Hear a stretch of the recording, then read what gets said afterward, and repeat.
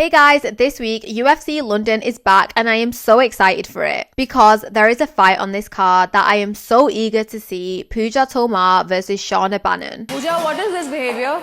And guys, I'm sure that the whole of India will be tuning in for this fight. Now, some of you are probably thinking, who is Puja Tomar and why should you care? But guys, she just might be India's last, or maybe I should say final hope in the UFC right now. Because we can't forget how disappointed Indian MMA fans must be right now. Their main prospect, Anshul Jubilee, has lost the last of his 2 fights via knockout. Anshul Jubilee first lost his UFC debut against Mike Breeden at UFC 294, one of my favorite ever UFC pay-per-views, and then knocked out again in the first round of his fight against Quillan Salkilld at UFC 312. So what is going on with Indian MMA right now? So guys, I actually feel quite bad for Puja Tomar. I think this weekend she literally has the weight of the entire country on her shoulders. In Puja's last fight against Rayon dos Santos, she really did show some heart and managed to get the win for India. I remember her literally like screaming in Rayon dos Santos' face, but to be honest, there was a lot of disagreement online about the score.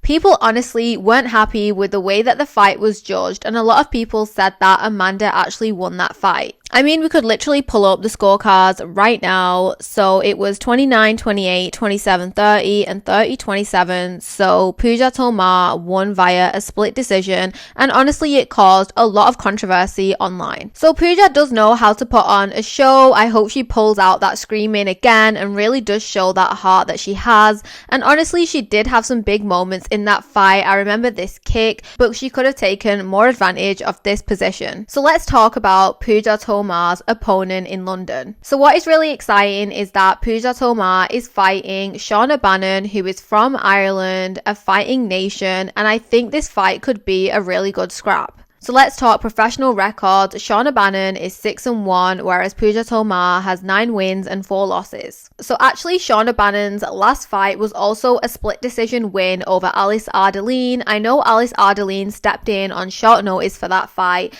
And again, people were like moaning online about it, saying that Alice Ardeline shouldn't be fighting. They were moaning about her being like a TikTok star or an OnlyFans star. So guys, what are your predictions? Do you think that Puja Tomar will make it 2 in a row and get another win for the Indian MMA fans? Or will Shauna Bannon spoil it for Indian MMA fans again, who are probably still not over Anshul Jubilee's loss in February? I mean, if Puja Tomar doesn't get a win this weekend, it will probably put a dampener on Indian MMA fans' spirit, and it will probably be a while before we see another fighter from India get into the UFC and want to take on that pressure and represent Indian MMA. I know that the UFC was really interested and keen to get representation from India and perhaps hold an event there. So what is going on? Hey, what's wrong with India? What's everybody on India for? Has the UFC still not discovered the best Indian MMA talent there is? I'm coming, India.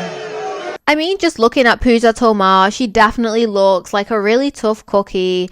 I think she has a tattoo of her own face on her arm right there. Maybe I am wrong, but she definitely looks like she means business. So just looking at Puja's stats here, she has 6 wins via knockout and 3 first round finishes. I mean, just imagine if she gets a first round finish this weekend, that will definitely cheer all of the Indian MMA fans up. So in a similar way to Anshul Jubilee, Puja Tomar also came up through MFN, Matrix Fight Night, which is like this big MMA promotion out in India owned by some big Bollywood stars. So Puja became the strawweight champion over at the MFN, and she really did have some vicious fights. So let's see what she's been doing in preparation for this fight and how she is feeling with all that pressure. So here is something from her Instagram. Puja Tomar closing out camp strong for UFC London.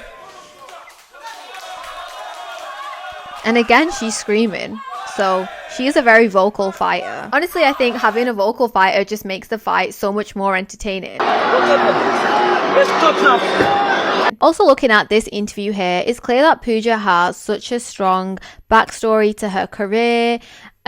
She wanted to begin fighting because her dad passed away and she really wanted to protect her family. Honestly, I think that is such a sad and emotional story for her origins in MMA, but it's incredible that still at the age of 31, she's really pursued that. So I am predicting that this fight will be a pretty much stand-up fight. There will be a lot of striking, so it just really depends on who gets the better of each other. Also, Shauna has some really great kicks as well. She managed to get this really brutal kick to Alice Ardeline's face. So guys, let me know what your predictions are for Puja Tomar versus Shauna Bannon. Are you as excited for this fight as I am? I know everyone is of course excited for Leon Edwards to make his return. He's been making some comments about Belal Muhammad recently, saying that the belt doesn't suit him, but honestly I think that is a bit mean, and I think Belal Muhammad has really earned that UFC title. Honestly, I think at UFC 304, Belal Muhammad put on a masterclass of grappling and wrestling, and he really did manage to show everybody up, and especially all of those doubters who were saying that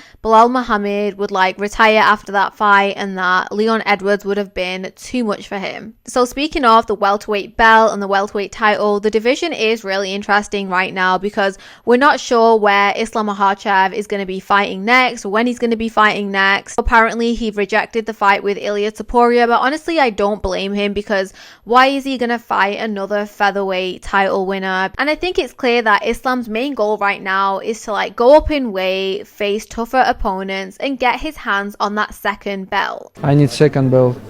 So if Leon Edwards ever gets that title back, maybe we will see Islam Makhachev versus Leon Edwards. But a lot of people out there are predicting that Shavkat Rakhmonov will be the UFC welterweight champion in the future, and we are probably more likely to see Islam Makhachev versus Shavkat Rakhmonov, and I think that fight will be absolutely insane, and I think people will just be so eager to see how that fight goes down. But honestly I think that is just so way ahead into the future right now. Honestly, I'm predicting that Islam Makhachev's next opponent will probably be Justin Gaethje. Anyway guys, I hope you enjoyed this video. Please don't forget to share, like and subscribe to my channel, and let me know in the comments below which stories from the MMA world caught your eye this week.